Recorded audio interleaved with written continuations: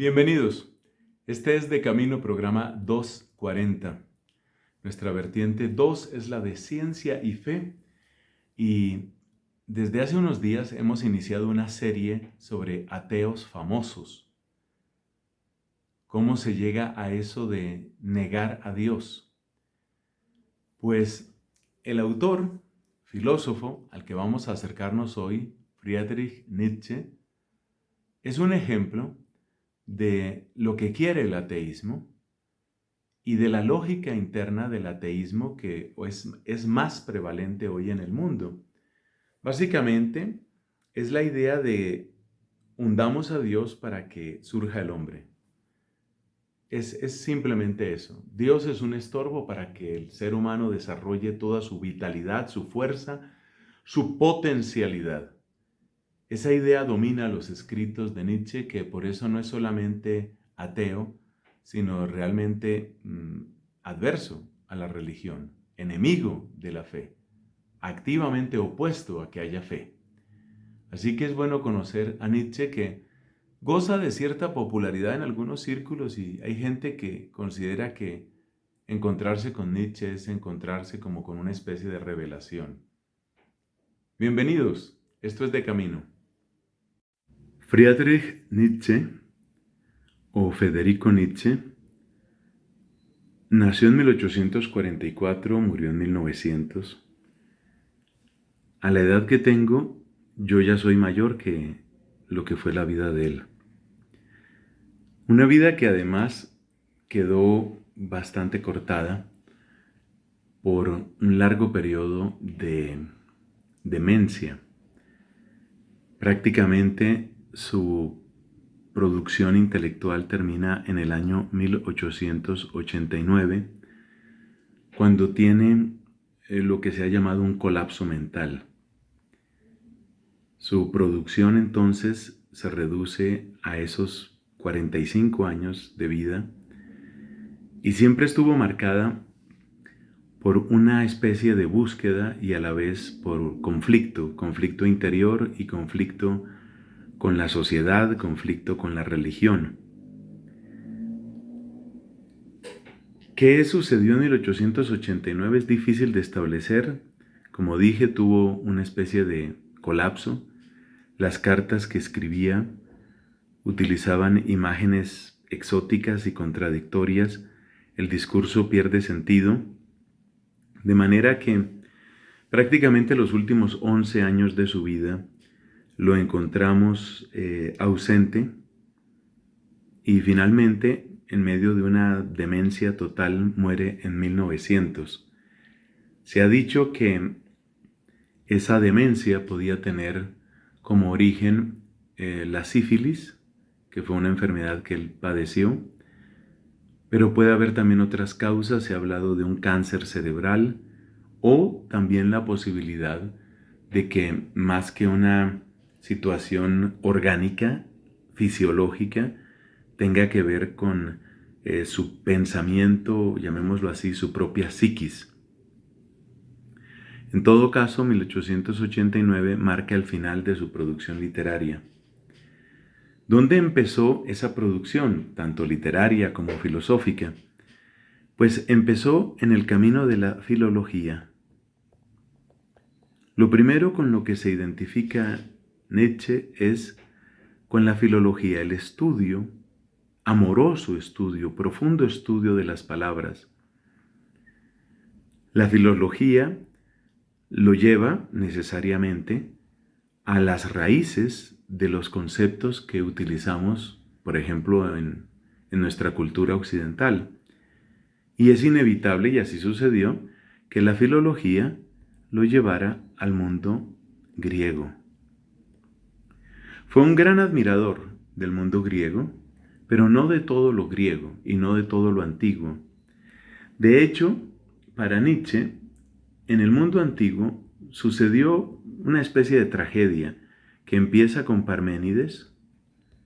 De él hemos hablado en nuestro De Camino, nuestra vertiente de historia de la filosofía. Tenemos un programa específico sobre Parménides. Pues para Nietzsche Parménides es algo así como el pecado original de la filosofía, concretamente la filosofía griega. Parménides habla de la estabilidad del ser, de la eternidad del ser y de la supremacía del ser, pero un ser que no es inmediatamente percibible por los sentidos. Es decir, que para Parménides hay una separación entre los sentidos que nos hablan de movimiento y de cambio y la razón que descubre la permanencia del ser. Esta oposición entre sentidos y razón le lleva a Parménides a afirmar, obviamente la afirmación le lleva a subrayar lo que puede alcanzar la razón. Y como la razón descubre al ser, pues entonces hay que despreciar y hay que tomar como engañoso lo que digan los sentidos. Este mismo esquema lo vamos a encontrar después en otro filósofo muy estudiado también por Nietzsche. Ese otro filósofo es Platón. Para Platón se repite este mismo esquema. Los sentidos nos llevan a las apariencias, mientras que lo que es real, lo auténtico, son las ideas. Esta división entre las apariencias, que son como sombras en una caverna, según la expresión de Platón, que también la hemos estudiado en algún programa, esta oposición entre apariencias e ideas, pues le lleva a Platón a decir que el verdadero mundo es este mundo de las ideas, un mundo que no es inmediatamente percibible por nuestros sentidos, que no es el mundo, digamos, que uno encuentra simplemente abriendo los ojos. Para Nietzsche, el pecado, la deformación de la filosofía empieza con Parménides y tiene su peor expresión en Platón. Ahora bien, la filosofía platónica no es tan fácil de entender para todo el mundo, pero hay una especie de platonismo rebajado, y ese platonismo diluido o rebajado no es otra cosa que el cristianismo. Es decir, que nosotros los cristianos somos herederos no de la Biblia, no de la predicación de los apóstoles, sino somos herederos básicamente de una idea filosófica, de una postura filosófica que es la de Platón. Y nosotros, los cristianos, según Nietzsche, hacemos lo mismo que propuso Parménides y lo mismo que puso Platón. Es decir, tenemos el mundo y tenemos el cielo. Y para nosotros, el cielo es lo que realmente vale. Y por consiguiente hay una oposición entre este mundo y el cielo. Y nosotros, los cristianos, piensa Nietzsche, negamos este mundo por buscar un determinado cielo. Pero al negar este mundo, nosotros negamos los sentidos, negamos la embriaguez del placer,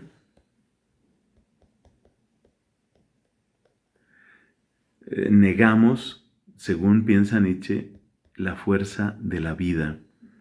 Y es sobre todo esto, la vida, lo que para él es más importante, es como el centro de su filosofía. Quizás se podría hablar de una especie de vitalismo en Nietzsche.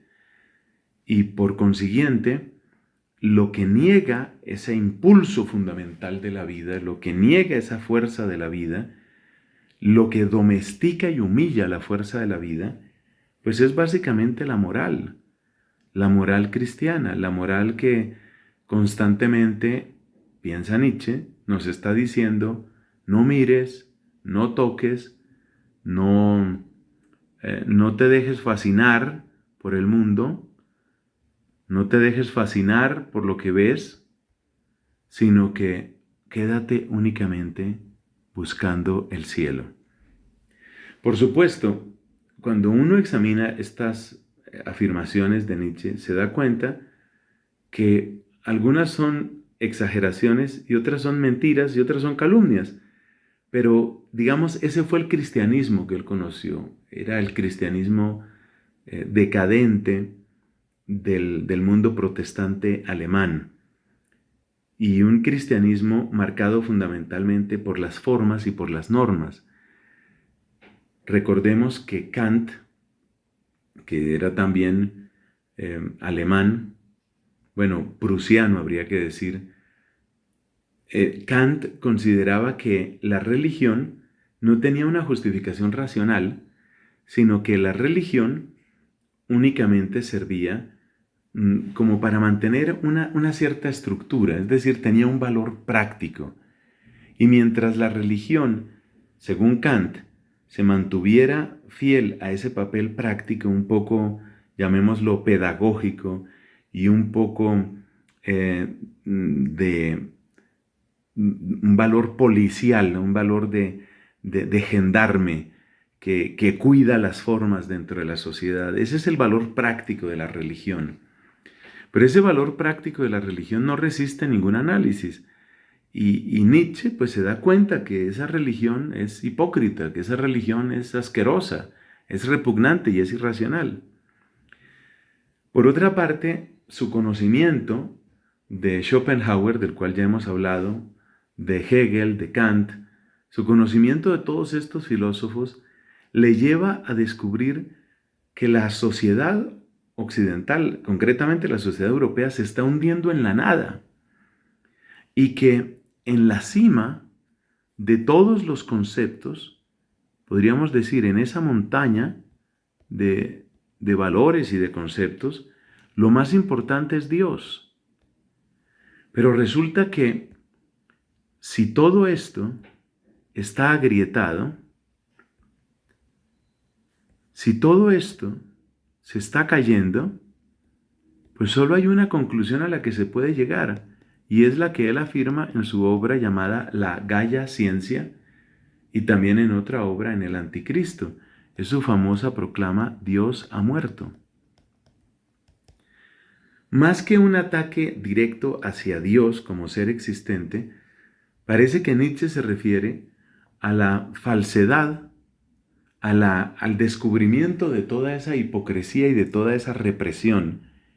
Y ese Dios montado así, como especie de cumbre o como piedra fundamental de los valores occidentales, ya no resiste más. Entonces hay que poner en lugar de ese Dios, que según él ya no da más, en lugar de ese Dios hay que poner lo que se llama el superhombre. Ese superhombre, que muchas veces se cita con la expresión alemana. La expresión alemana es el Übermensch. El Übermensch. Pues ese Übermensch lo que está indicando es el reemplazo de este Dios que ha muerto porque no da más. Todo eso ha colapsado y lo que hay que imponer ahora es un modo de vida diferente, un modo de vida que vive su propia fuerza, que se alimenta de su propia fuerza, que no le pide permiso a nadie, y ahí es cuando seremos verdaderamente libres. Entonces, que Dios se haya muerto es algo que él lo toma como una constatación más que como un proyecto, un programa. Para otros sí será un programa. Y entonces lo que hay que hacer es predicar la llegada de este Übermensch, que es el que va a rescatar la auténtica cultura o lo mejor de la cultura, lo que queda de la cultura europea. Tal el pensamiento de Friedrich Nietzsche. Indudablemente, la mejor forma de no dejarse uno fascinar por cualquiera de estos autores es empezar a conocerlos con serenidad y con una buena guía, y ahí se da cuenta que las deficiencias de su razonamiento y los vacíos de su vida se han proyectado en escritos que sin duda han trastornado la mente y el corazón de muchos.